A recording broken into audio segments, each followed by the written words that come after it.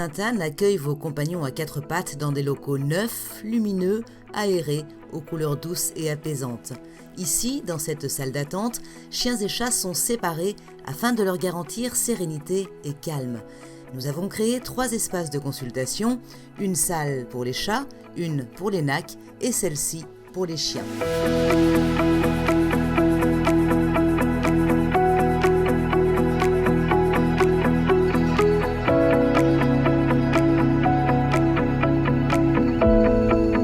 La médecine préventive, c'est ce que font les vétérinaires depuis la nuit des temps, mais pas seulement en fait. C'est quelque chose qu'il fallait qu'on redépoussière un petit peu, parce que certes, on vaccine les animaux depuis la nuit des temps. Maintenant, on peut les vacciner mieux, on peut appliquer des protocoles plus actuels et on peut aussi donner pas mal de conseils et s'intéresser à d'autres sujets au cours de la médecine préventive.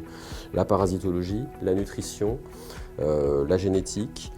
Il y a le comportement et l'éducation, enfin, c'est les piliers, les fondamentaux de la médecine préventive qui sont abordés dans ces visites-là et qui, voilà, nous on s'y intéresse fort parce que ça méritait vraiment d'être rafraîchi comme sujet.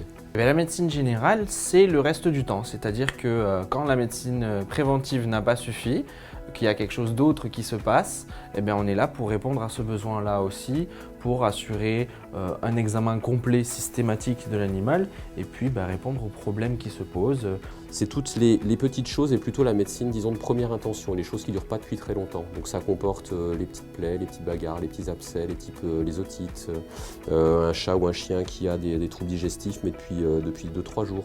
Ça c'est de la médecine générale. Et quand ça devient chronique, quand ça devient plus embêtant, plus long, que ça s'inscrit vraiment dans la durée, là on passe plutôt en médecine plus spécialisée. Faut voir un gastro si on a un chien qui a des vomissements depuis 6 mois. Alors que si ça fait 2 jours, on peut venir en médecine générale. La valeur ajoutée de cette clinique, c'est qu'on a créé un cadre extrêmement privilégié de consultation, notamment pour la médecine préventive. Et on les fait dans le calme. Il n'y a pas d'urgences qui peuvent s'intercaler. Et puis le cadre, c'est la consultation et c'est le type de consultation qui a été retravaillé pour plaire notamment pour les chats, pour vraiment que ce soit plus optimal comme environnement en fait, et qu'il soit bien, qu'il soit moins stressé. Les services NAC travaillent principalement avec des rongeurs, des lapins. On voit de plus en plus d'oiseaux, donc notamment des perroquets comme Ségri du Gabon. Et on travaille aussi avec des reptiles, donc beaucoup de tortues, quelques serpents et aussi des lézards. On a aussi des petits rongeurs comme des souris, des chinchillas, des cochons d'Inde et des hamsters. On commence à avoir beaucoup de soins de médecine préventive, surtout chez les lapins, chez les petits rongeurs, donc chez les lapins des vaccinations, stérilisation des lapines et castration des lapins mâles. Et on commence aussi à faire de castration des cochons d'Inde, chinchillas et des recommandations aux propriétaires pour pouvoir apporter les meilleures alimentations et les meilleurs environnements à ces rongeurs et aussi à ces oiseaux.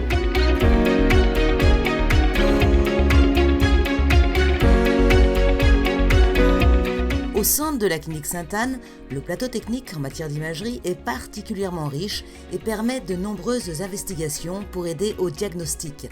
Dans cette salle, la radiographie capteur-plan et l'échographe.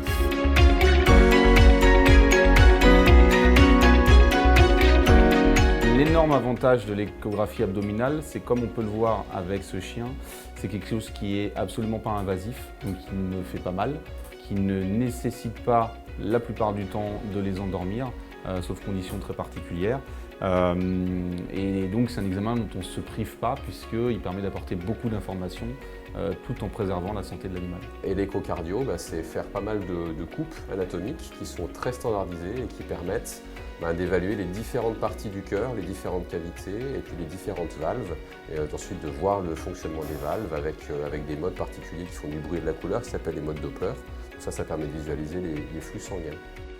Quand ces examens ne suffisent pas, nous pouvons proposer un scanner à vos animaux. On est dans la salle du scanner, ou de l'examen tomodensitométrique, comme on l'appelle parfois aussi. Alors l'examen du scanner, il sert à pas mal de choses différentes, puisque ça peut servir aussi bien à l'exploration et au bilan d'extension d'éventuelles tumeurs ou cancers. Ça peut servir aussi à la mise en évidence d'hernie discale, de problèmes orthopédiques d'une manière générale et pour faire simple. C'est un des outils les plus puissants qu'on a en imagerie pour pouvoir explorer différentes pathologies. Une fois qu'on a vérifié que la position de l'animal était correcte, on scanne l'animal avec 2 passages successifs, un qui est sans produit de contraste, ce qu'on appelle le passage à blanc, et un avec du produit de contraste pour mettre en évidence d'autres lésions, type lésions tumorales ou lésions inflammatoires. Alors ça, c'est une reconstruction en 3D, ce qui permet de visualiser certains types de lésions, notamment des petites fractures ou à l'inverse des très grosses fractures très complexes à visualiser, pour les chirurgiens notamment.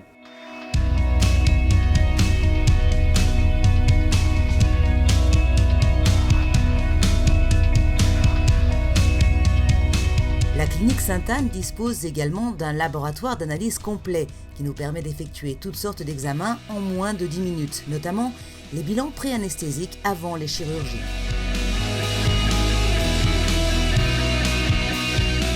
La salle de préparation chirurgicale est équipée d'une anesthésie gazeuse et nos infirmières surveillent en permanence les constantes de nos patients.